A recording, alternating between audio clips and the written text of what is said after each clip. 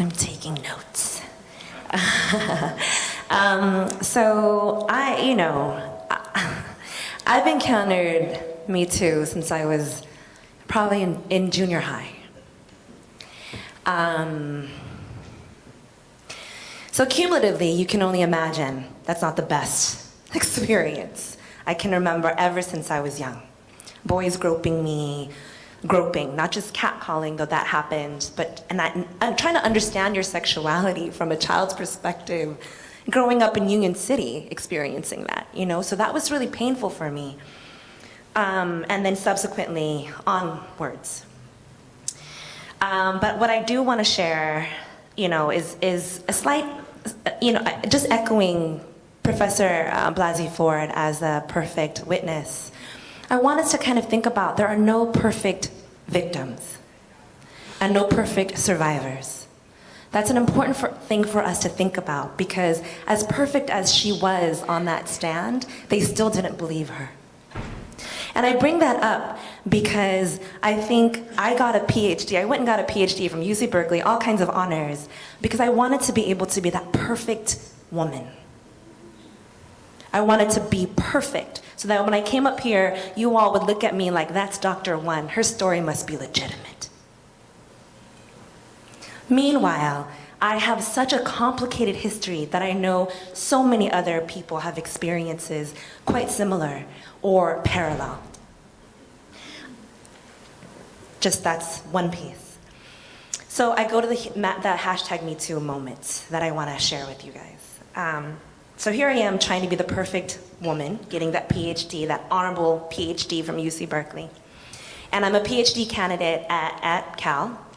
And I go and I see a professor, and I've asked him to tea because I would like to thank him for a letter of recommendation. I'm doing the honorable thing. Perfect. And one of the things that he immediately says to me within less than 10 minutes, and this is a trigger warning, he looks at me and he says, I'd really like to make love to you right now. And my insides, right? First generation, college student, I'm trying to be perfect. And literally, mind you, I've been doing this work for decades. I immediately said, I don't know what I did for you to say this to me. So I immediately blamed myself. That hurts me because I know better. We can talk about what happened, with my inside world later. But I go and I tell my advisor, and he was just like, oh, okay. And then he moves on. Now, fast forward a couple years later, I'm now a doctor. I'm on the job market, which means I'm going for a professorship, a position, tenure track professor. I'm now at a faculty dinner. They've recruited me, top 3 candidates, they've recruited me. And on the drive, this is my hashtag #MeToo moment as a PhD. On the drive from the airport to the interview, the chair of the search committee says, where are you from? And I think, this is not legal. But because I'm deferential and I want to get that job, right? I say I'm Vietnamese, but I was born here. And he says, oh, so-and-so, this area is becoming really diverse. There's a Vietnamese nail salon that just opened next door to my condo. And I think, that's offensive. But I am, again, going to be the perfect candidate. At the faculty dinner, with other faculty there, he decides to say, hey, back to that, nail salon. They offer massages there. I'm minted PhD. Faculty all around. And he says, I once got a Thai massage from 2 Thai women. One was massaging me here and there. And then he punctuates it with, the Thai women, they're so small, but they're so strong. And I'm just thinking, no one's going to intervene. No one's going to help me. And that was the last time that I went on the market to become a professor. Because I had been done with the trauma and the triggering and the scars. And I decided I'm going to go create a nonprofit. I'm going to go create another business. I'm going to go and create someplace else to pull up my own chair because I can't keep being sexually violated in this way.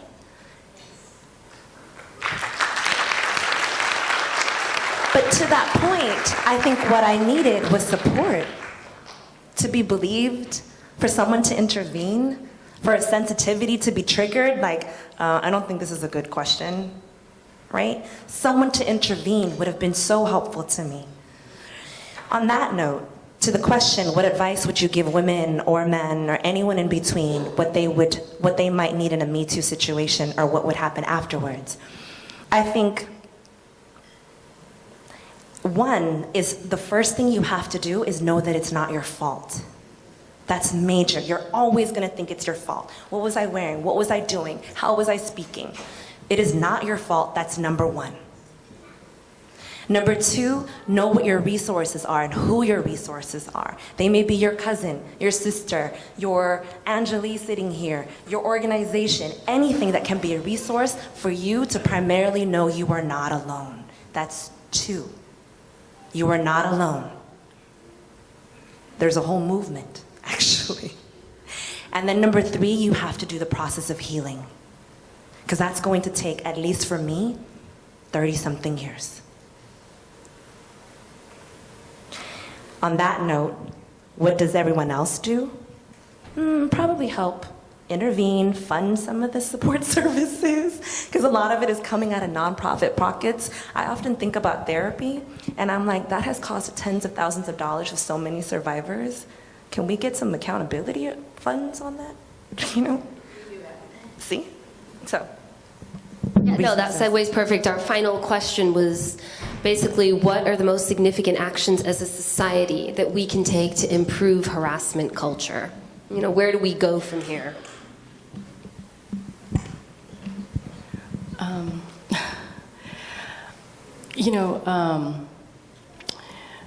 That was very powerful.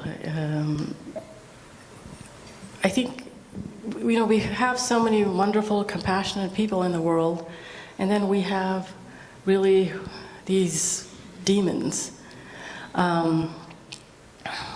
Your discussion, I remember a mentally compromised individual whose boss took him, made him inebriated and then assaulted him, and he was not able to get. It was done. I mean, he's already had emotional problems to begin with, and that was just tragic. I think what we can go from here is to continue these discussions. I think this is a situation where we need to shine a light. I think instead of keeping it in the darkness, we need to shine a light. I think there should be more education with, for our children. We need education for our children as to what is normal and what is not.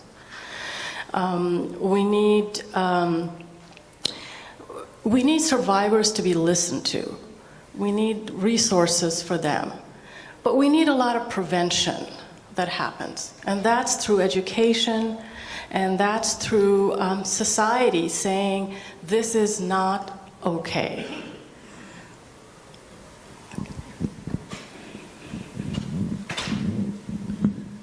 I'll just add a couple things to that.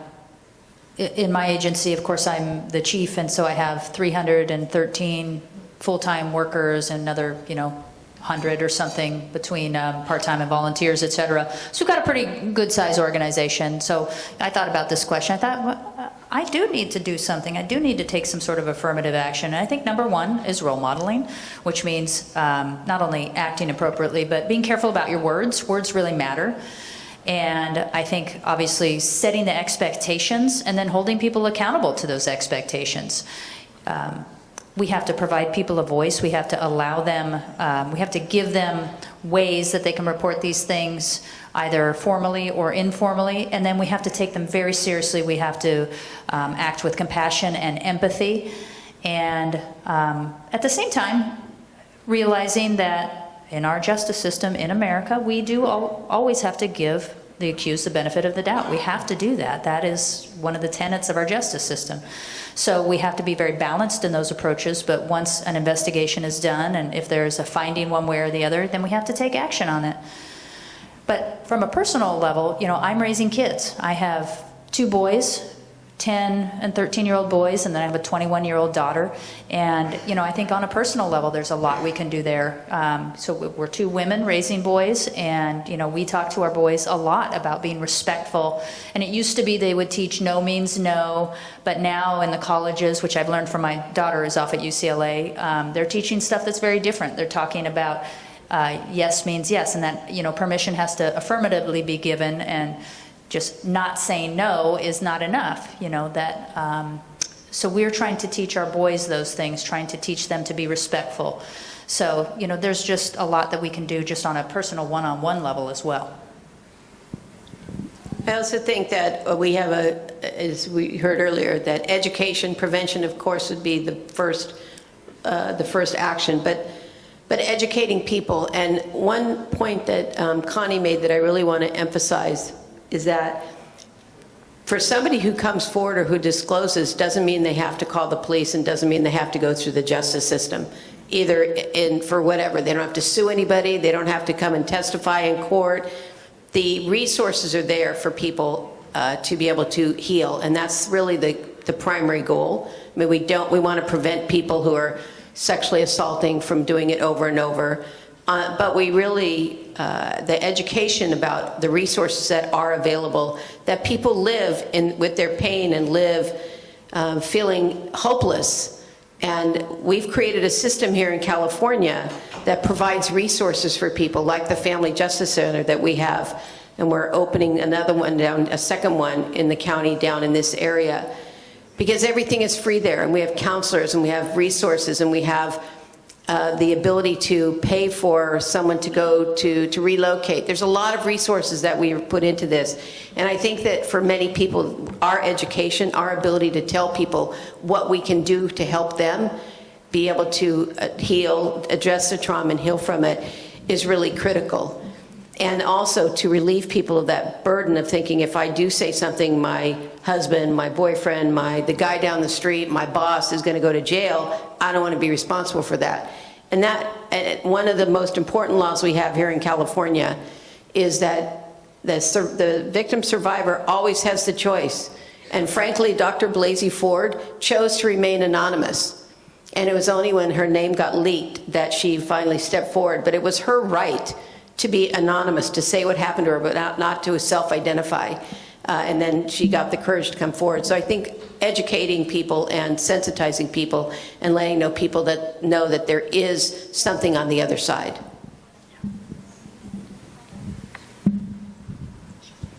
So really quickly, I think my 3 things is, if 1 in 4 people are survivors, then you should just take it as an assumption that most of us are survivors of some sort.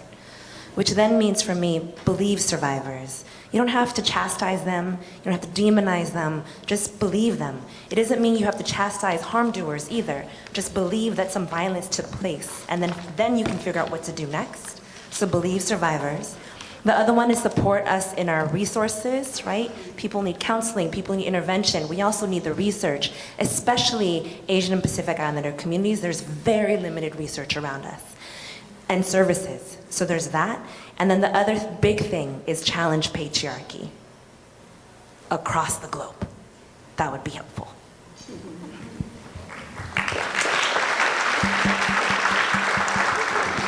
All right, well, I just want to thank our phenomenal panelists. This has been a journey which you guys have navigated with so much wisdom and grace and courage.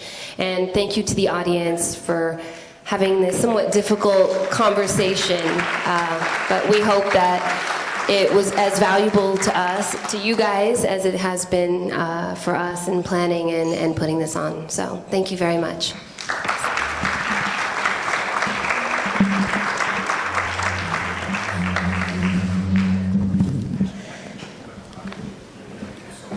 Well, that was such an important discussion to have, and we're so fortunate to have 5 very powerful, great women to have this dialogue. And this is especially fitting that this is a unity dinner, which brings our community together. So I want to thank all of them. We're a woman district attorney in Alameda County, and we also have Fremont, we have a police chief who's also a woman.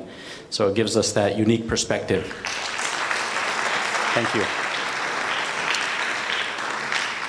Well, we have so many elected officials here today, and I would like to mention their names. Of course, we have California State Controller Betty Yee. We have Congressman Ro Khanna. We have Assembly Member Kansen Chu. I think I saw Assembly Member Ash Kalra. Of course, we have the District Attorney Nancy O'Malley. Mayor Alan Nagy. Supervisor Scott Haggerty. Supervisor David Cortesi. We have Mayor Kuldeep Tusu from City of Dinuba. Former Sunnyvale Mayor Otto Lee. Council Member Rick Jones from City of Fremont. Council Member Yang Xiao from City of Fremont. Council Member Teresa King. Oh, I got it. Thank you. Teresa King. Former Council Member Sue Chen. Former Council Member David Bonacorsi. We have Congresswoman Anna Eshoo. Okay, thank you. Ohlone College Trustee Greg Bonacorsi. Trustee Patty Cortesi from Eastside Union High School District. Dr. Bernard Stewart from Washington Hospital Board. Dr. Jacob Epen. And we have Alameda County Auditor, Controller Melissa Wilk. And I believe we have Alameda County Assessor Fong Law as well. At this time, I would like to welcome Assembly Member Kansen Chu to give his remarks and issue the proclamation.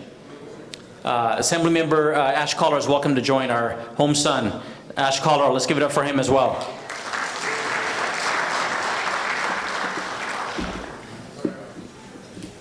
Okay. And also if we can have Mr. Jeevan Zutshi up here. Yes, sir.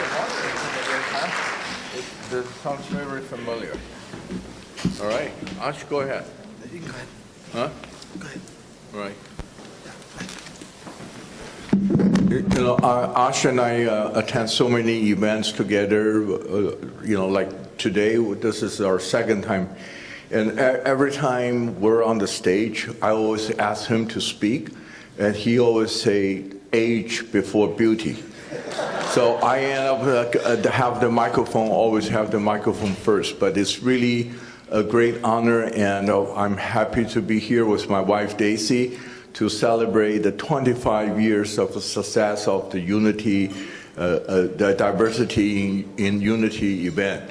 You know, just in the short introduction, you can tell how many of the people, elected officials from our Congress and the Constitutional Office of the state and local elected officials are here to celebrate and to listen to the powerful panel speech and to listen to all of you. So I have actually a resolution. Ash has a resolution from the State Assembly, and I have a resolution from the joint Senate and the Assembly. So that will be signed by our Senator Jim Bell, Wachowski, myself, and of course, Ash Kalra. So with that, I'll ask Ash to say a few words when we present. Yeah. Thank you so much, Kansen, and thank you all for being here once again. This is always an event that warms all of our hearts.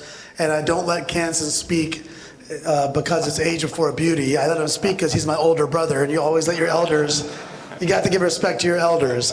And so, right? We're Indian, that's what we do.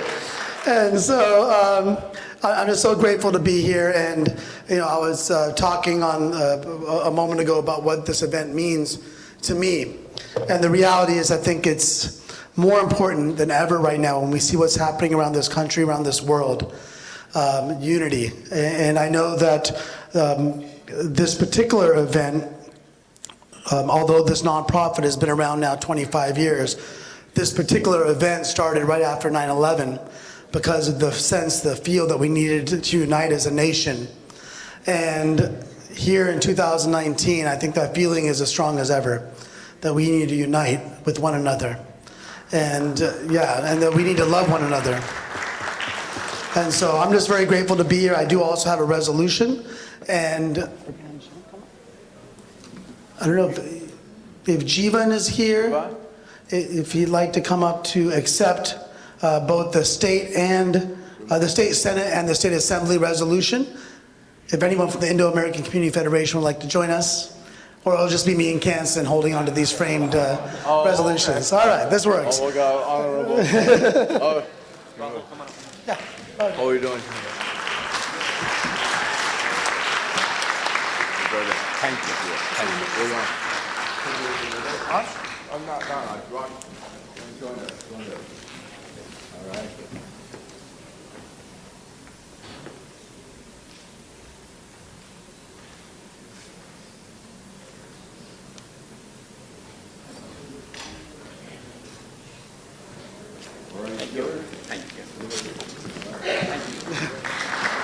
I'm just going to mention that Dave got a certificate. I was supposed to present it. Okay, no problem. Thank you so much.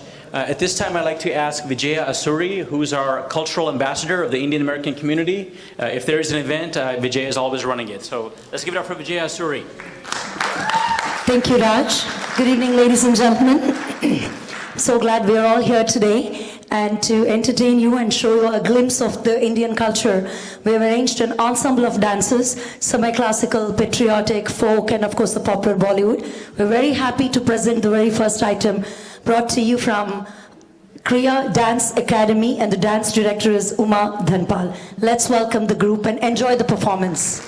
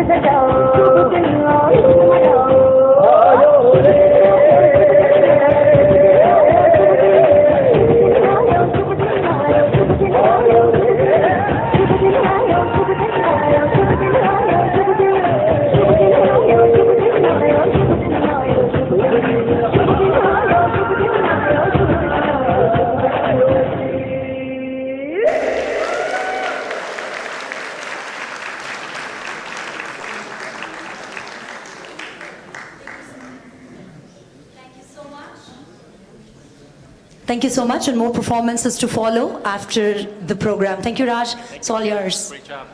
Let's get it about one more time.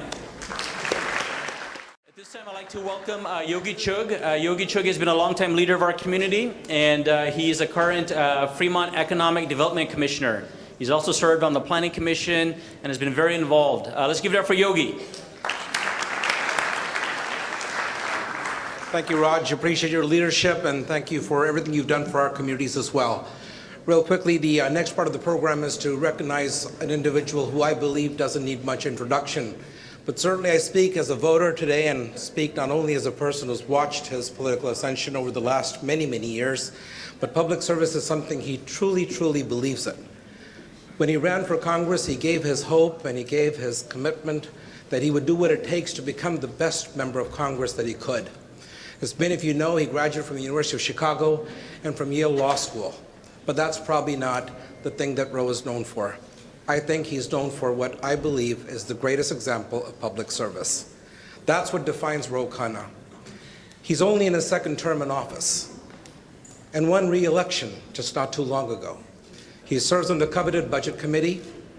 He serves on Armed Services, and just recently was appointed to the Oversight Committee as well. As a freshman member of Congress and now in his second term, he's authored 2 bills that have been signed into law by the President of the United States of America, and he led the fight to come back and show what the War Powers Act should be all about, and displayed the plight of Yemenis in the world's eye. It is truly an honor to come back and say that not only does he win the heart and soul of his district, but inspires a generation of people to believe in the infinite power of public service. And at the same time, while he continues to serve his district with honor, he continues to win the heart and soul of the American voter all across. It is my distinct privilege to introduce before you Congressman Roe Khanna. Thank you.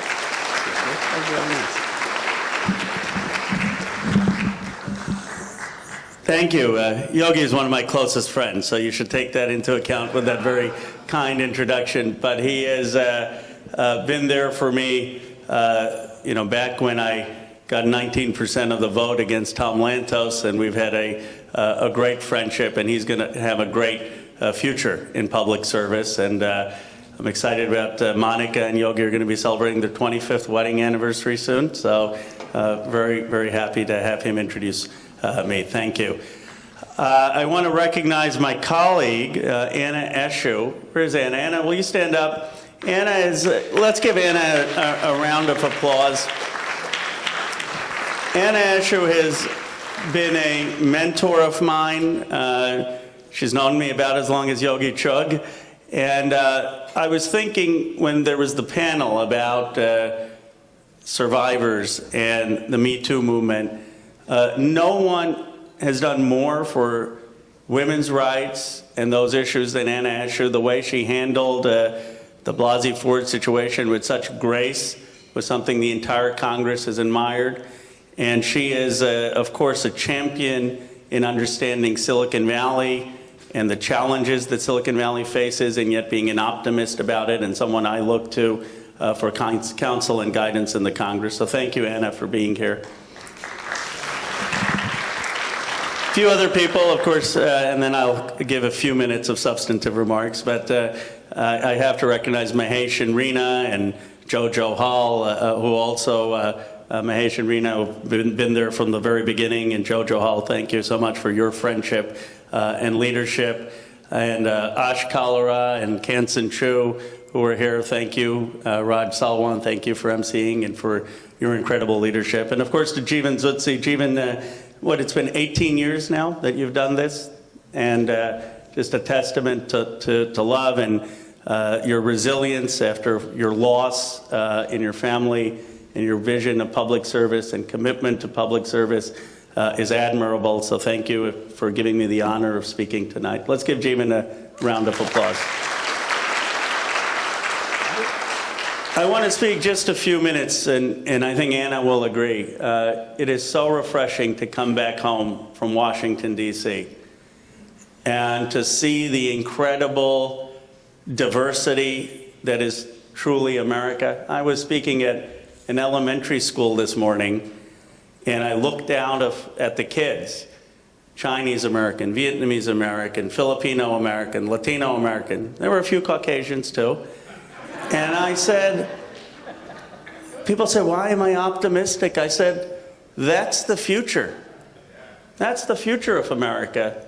You know, our district is the future of this nation. And you look at these new freshmen who've gotten elected, you know, and they're all in their 20s and 30s. The president's in his 70s. You know, I mean, the country is changing. The country is extraordinarily diverse, and that's our strength. And when people say, how do you know that our diversity is our strength? I say, well, we've got diversity, and we've also got the two largest market cap companies in the world, Apple and Google and Tesla and Intel and Yahoo and Cisco. And you know what? I think there's some correlation.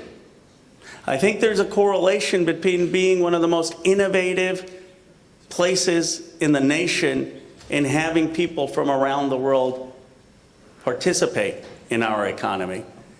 And so every time I come back home, I am so inspired and so proud to be able to represent this place and to be able to represent our values as a contrast to all the poison that the president continues to spout into our public life and our public debate.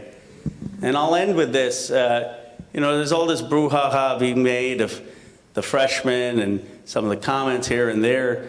And someone said, Ro, what do you make of all of this? I said, you know what inspired me the most about the freshman class? I was out to coffee. It doesn't make the headlines, but I was out to coffee with some of the other progressive members, and Andy Levin, who's a new member of Congress from Michigan, and Rashida Tlaib were there.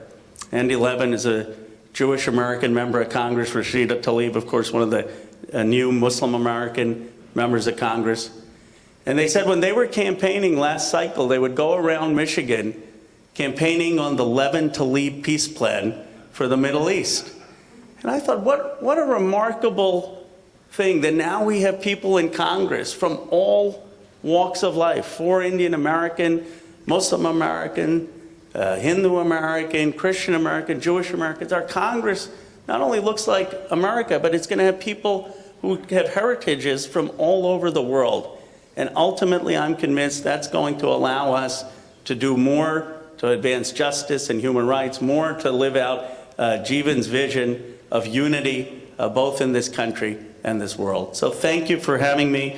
I have a certificate, Jeevan, for you, special recognition for all that you have done for our community, and I'm honored to be here, and even more honored to be your representative. Thank you. Great job, Congressman. Thank you. I'd like to welcome Joe Johal, who's one of our community leaders. Any event in the Tri-Valley, and Joe's running it. So we're very fortunate to have him, and we'd love him to say a few words about the Council General. Please welcome Joe Johal. Thank you, Raj. I know we're running a little late, so I'm not going to take too much time other than saying my good friend Sanjay Pandaji has been here since November 14th, representing the 11 states in the western United States. He had one mission and one promise for us, that was to make our lives easier when it comes for consular services. And he has done that. He has been more on the road than he has been at home. Because I know I've been with him at least, I was in LA, Orange County, Washington, DC. Tomorrow we'll go to Bellevue, then we'll be in Seattle and San Francisco. So I probably spend more time with you than the message in the last 3 months and 7 days since you've been here. But it's an honor for us to have you here. He is very disciplined, no nonsense. He's going to do exactly what it takes for us to make sure we have the services we need. So thank you for being here. There we go. Thank you, Joe. I also wanted to tell you that he's a dear friend. So what he said just now, take it with a pinch of salt. Good evening, ladies and gentlemen. It's such an honor and a privilege to be addressing you. This is a very special occasion. 25 years, Silver Jubilee, a vision which the co-founder of the Federation, Mr. Jeevan Zutshi, I salute you today, that taking this forward. And adding a new dimension after 9/11 by conceptualizing this unity dinners. 18 years in a row, and your vision of unity and diversity is now moving on an upward trajectory. And I wanted to tell you, ladies and gentlemen, unity and diversity, the concept is something which is very close and very close to our hearts in India. And at the same time, it is not only the Indian ethos, this also gets reflected in the Californian ethos. The beautiful canvas that you have here, the mosaic, the diversity is actually so beautifully laid out here, and which makes, as I had said earlier, a beautiful painting with all the splashes of color. And this is a special occasion to be talking about color, when I take the occasion to wish you Happy Holi, our festival of colors. Well, it's a special occasion, as I mentioned, as we're celebrating women today. On this occasion, to all the lovely ladies here, and even those who are not here, I have to be politically correct, that was meant for my wife. All my best wishes on the occasion. In fact, as we pay tribute to your achievements, I just wanted to also mention that there's something that a woman can do is the man can't. Woman can give life, not only give life, not just life, and also can make the life meaningful.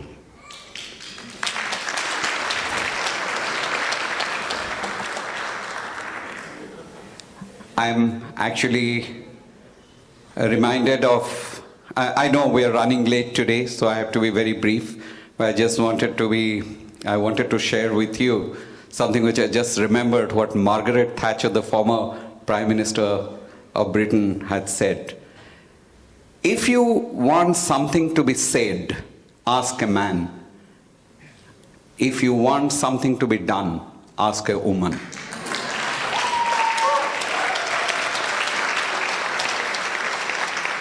I think with these words, I think I've said enough.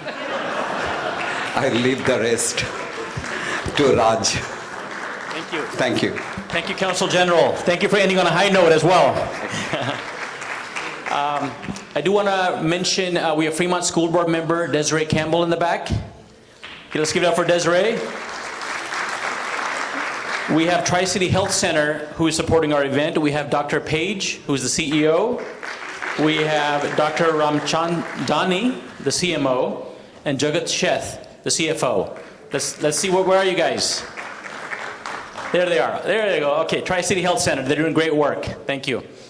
With that, I'd like to ask Rahul Zutshi to come up. Rahul is a senior business executive, and he's currently in Washington, D.C. Let's give it up for Rahul.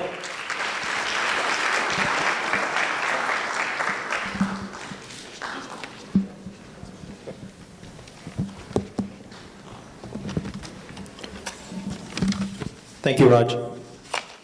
Widely recognized as one of the most powerful women in Silicon Valley, our next guest has defended consumers, promoted American competitiveness and innovation, fought for access to healthcare for families and children, protected the environment, and encouraged development of clean energy technology. She sits on committees that oversee the internet and biotech, and has represented her Palo Alto district for over 2 decades. Known as a boundary crosser whose work consistently earns outstanding reviews, she has also served on the powerful House Energy and Commerce Committee for nearly a quarter century. And just a couple months ago, that same body voted to elect her as the first woman ever to serve as the chair of the Health Subcommittee. She's also the first woman in history to serve as the ranking member of the Subcommittee of Communications and Technology. Time won't allow me to recite all of her countless accomplishments, so please join me in welcoming Congresswoman Anna Eshoo.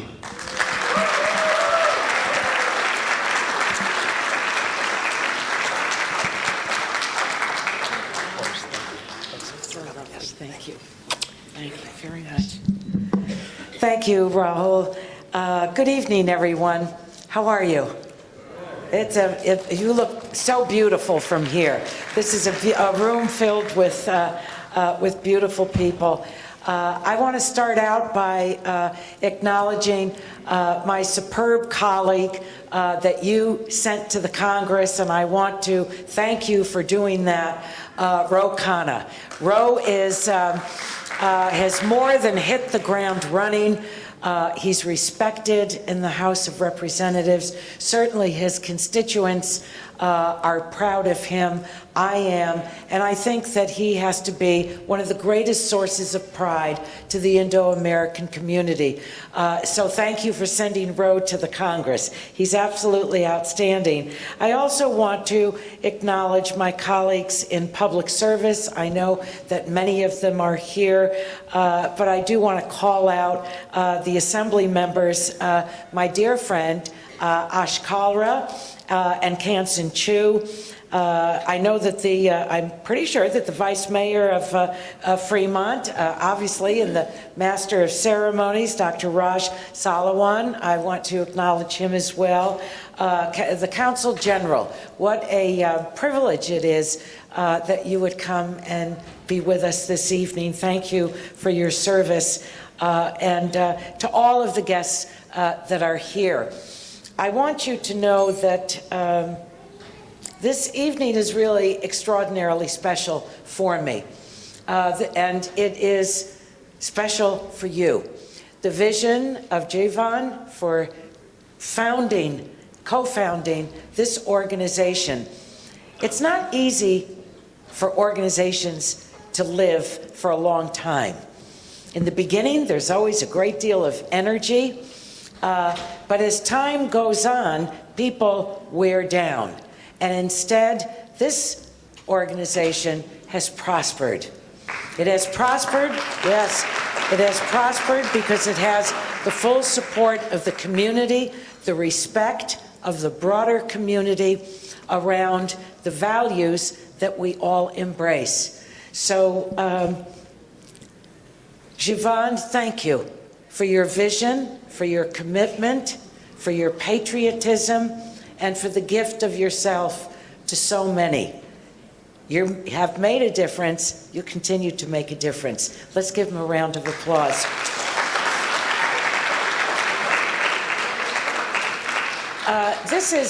I said to Jeevan when I saw him when I came in the door that if my parents were still living, they would be here with us tonight. They had, obviously, the way our families shape us. But this would have been something extra special to them. Why? Because they were immigrants. They immigrated to the United States as young children. And they immigrated with their parents, my grandparents, both sides of the family. They came to the United States because they fled their homelands because of religious persecution. So I have a very deep understanding that our country is made stronger through its diversity. I saw it in my own family. I still see it in my family. I see it in my extended family. I see it in my community. I see it in my congressional district. I see it across our country. We're a nation of many cultures, of many creeds and many races.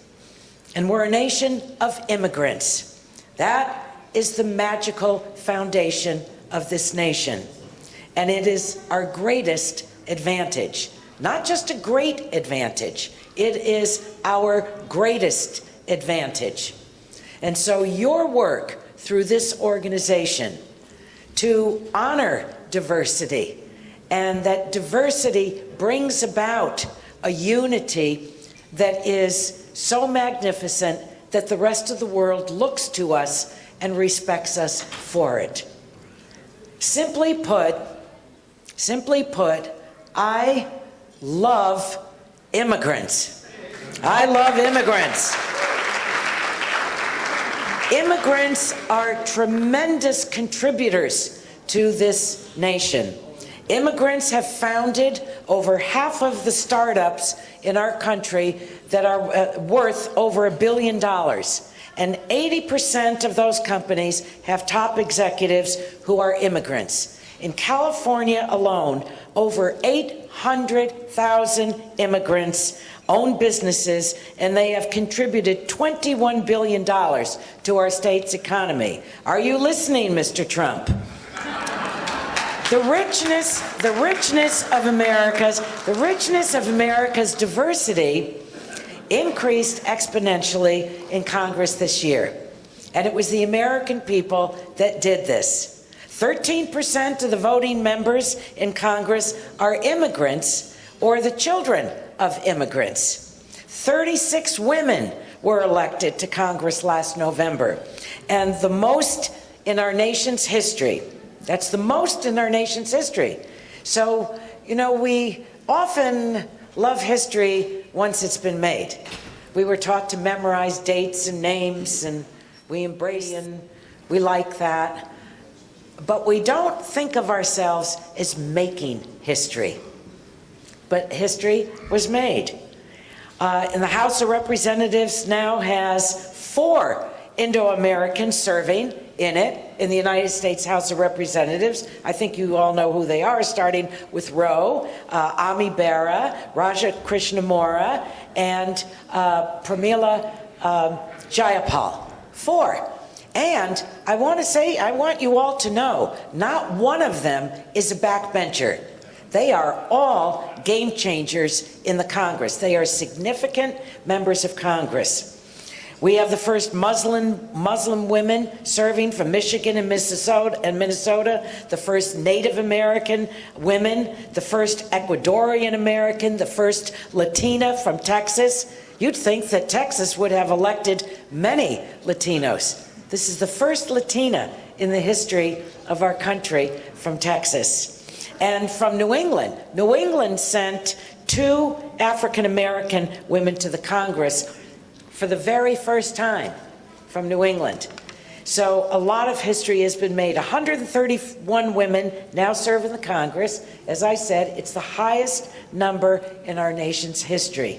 And the House also elected, and she is a great, great source of pride, not only to me, a long, long time personal friend, but more important than that, a leader of integrity, a woman of enormous grace and intellect. We elected the first woman in history to serve as Speaker twice, Nancy Pelosi. Now, why is this such a cause for celebration and of historical consequence? Because we are a democracy where every voice, every human being with their diverse background and experience strengthens us. That's why it is so significant. I love the fact that many of them are Democrats, but the main point is the history that has been created and the value added to the United States House of Representatives, because the House is the house of the people, and it reflects more and more what America looks like, what America is, what the experience of average Americans is in life in America today. That's why it is so consequential. And it not only strengthens us, but it contributes to the betterment of our region as well, in so many ways, Now, the U.S.-India relationship is built on the most consequential foundation, democracy. India is the largest democracy in the world, and we have a shared vision. We have a shared vision. We hold the same values, and we have worked very hard and aggressively, I might say, to strengthen our ties over the decades. My congressional district is the epicenter of innovation and technology, but it's also a showcase of the continuing partnership between India and the United States. This strengthens India, adds to its economy, growing its economy with more people participating in the prosperous part of the economy. And in turn, India continues to send genius to the United States of America. I would say that that's quite a marriage. And of course, the Indo-American community has contributed to the betterment of this region in thousands of ways. So we have to protect this bond, and it's why I'm working to end the per-country caps for green cards. I think that that's very important. It's going to help a lot of people, and it's also why I have legislation.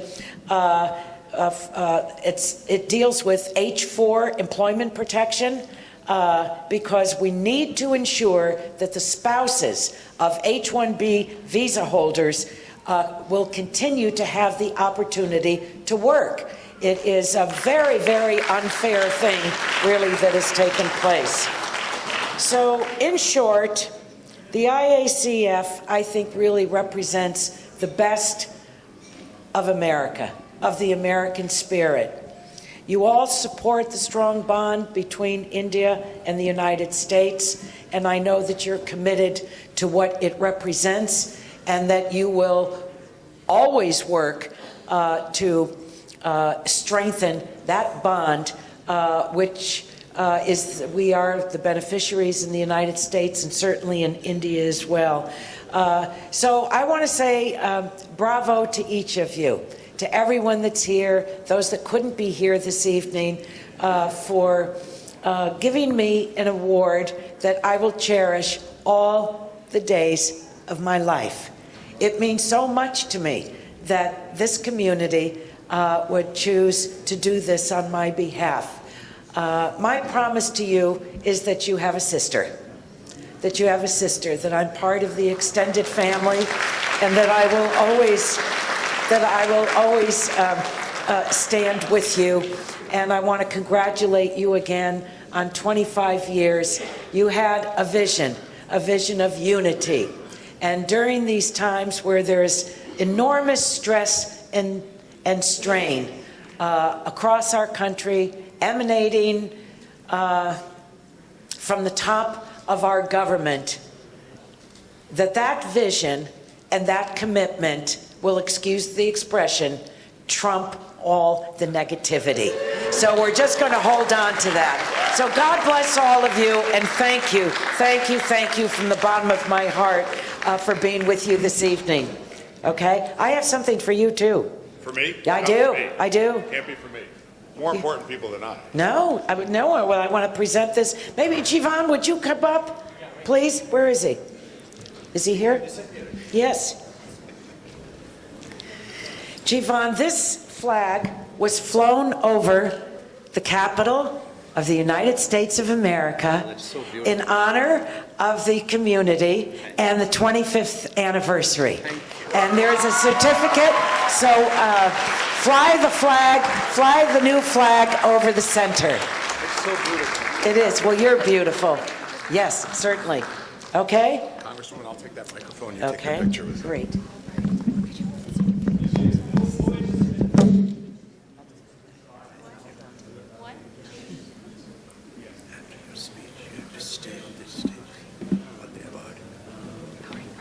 Why don't you go into the middle, get one more picture? We have the, yeah, great.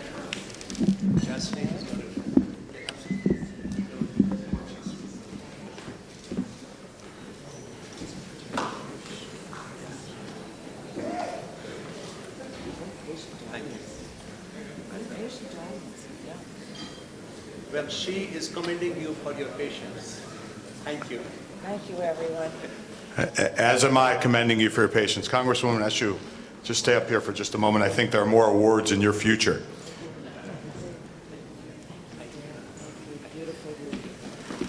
Congresswoman, you are nothing less than a beacon of hope and inspiration and diversity and enlightenment.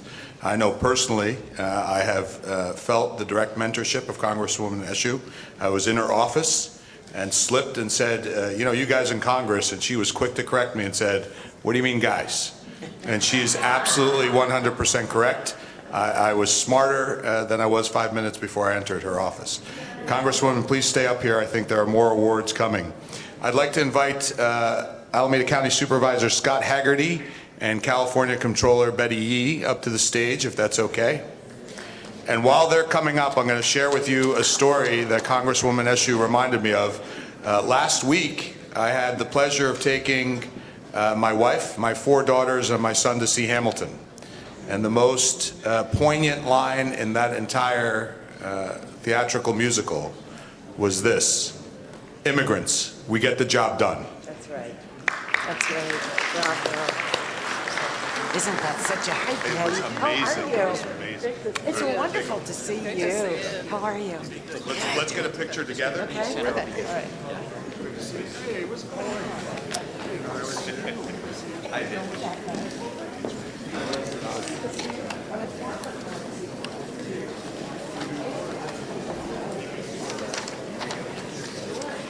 Okay, this time I'd like to ask all the awardees to come up. Besides Congresswoman Anna Eshoo, we have Dr. Connie Won. Dr. Connie, she did a great job earlier. And of course, our Fremont Police Chief, Kimberly Peterson. Let's give it up for her. We also have Alameda County Administrator, Susan Muranishi.